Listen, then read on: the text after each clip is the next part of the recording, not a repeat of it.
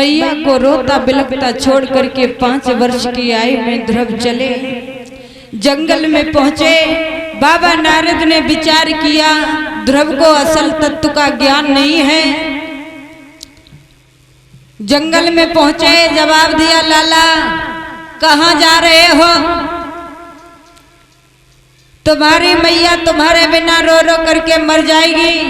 इस जंगल में शेर चीते भेड़िए रहते हैं, कोई आ गया तो उठा ले जाएगा, घर लौट जा। 5 वर्ष की उम्र में ध्रुव कहने लगे बाबा जी हमसे कह रहे हो कि हमें कोई ले जाएगा और तुम वहां से यहाँ तक चले आए, कोई नहीं ले गया। हम तो भजन करने जा रहे हैं। जवाब दिया भजन करने जा रहे हो, तुमसे भजन नहीं होगा। भक्त ध्रुव कहने लगे बाबा जी हमने वो छोटी सी उम्र में जब दुनिया देखी है, हमें न चलाओ, हमारे रास्ता में ना आओ, मुझे भजन के लिए जाने दो। बाबा नारद समझ गए भक्त के हृदय में सच्ची श्रद्धा है, भावना आस्था है, तो प्रश्न कर दिया तुमने कोई गुरु किए हैं? जवाब दिया महाराज गुरु तो नहीं किए। नारद कहने लगे बेटा ध्रुव गुरु के बिना संसार में उद्धार नहीं है। प्रत्येक मनुष्य को उद्धार के लिए गुरु की आवश्यकता है और प्रत्येक मनुष्य के गुरु होने चाहिए। ध्रुव कहने लगे बाबा जी एक काम करो, अब हमें यहाँ से गुरु ढूंढने के लिए कहाँ जाएं? तुम ही हमारे गुरु बन जाओ। नारद कहने लगे लल्ला हम चेला नहीं बनाए, आजकल के चेला बड़े अजीब हैं, बड़े मतलबी हैं, हम गुरु नहीं बन पाएंगे। भक्त ध्रुव ने निवेदन किया तो बाबा नारद ने 12 मंत्र भक्त ध्रुव को दिया है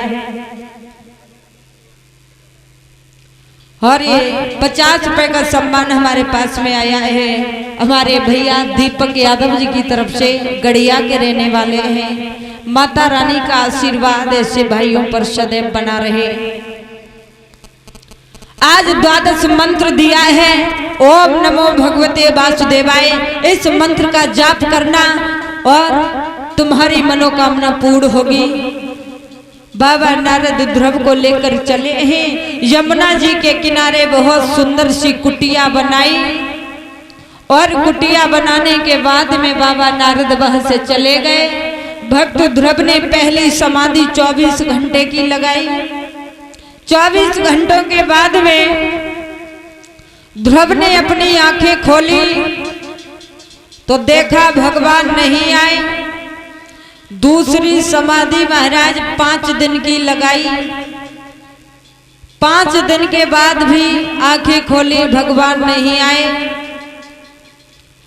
तो ध्रुव ने कुछ खाया नहीं, वृक्षों के सूखे पत्ते हथेली पे रख के बीड़े हैं, पत्तों की फंकी लगाई, यमुना जल पिया है। तीसरी समाधि 7 दिन की लगाई।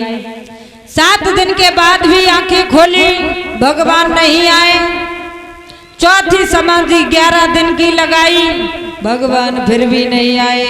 5वें बार में ये संकल्प ले लिया जब तक भगवान खुद आके मुझे नहीं उठाएंगे तब तक मैं अपनी समाधि नहीं खोलूंगा।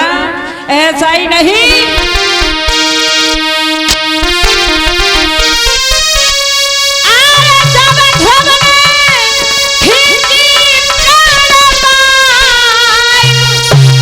और सब हवा रुकी लोगों की, अरे बिजली चमकी आकाश हिला उतरने लगी।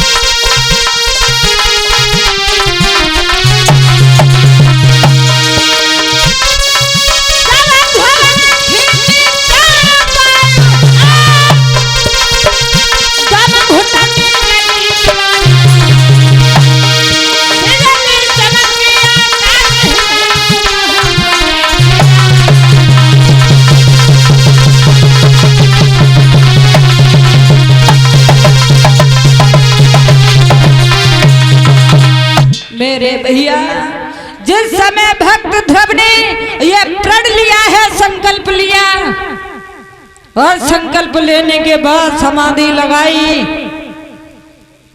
हवाएं मंद हो गई, आंखें जीव जंतु की पथराने लगी, प्राणियों का दम घुटने लगा, इंद्र का इंद्रासन हिलने लगा, सभी देवी देवता में खलबली मचने लगी।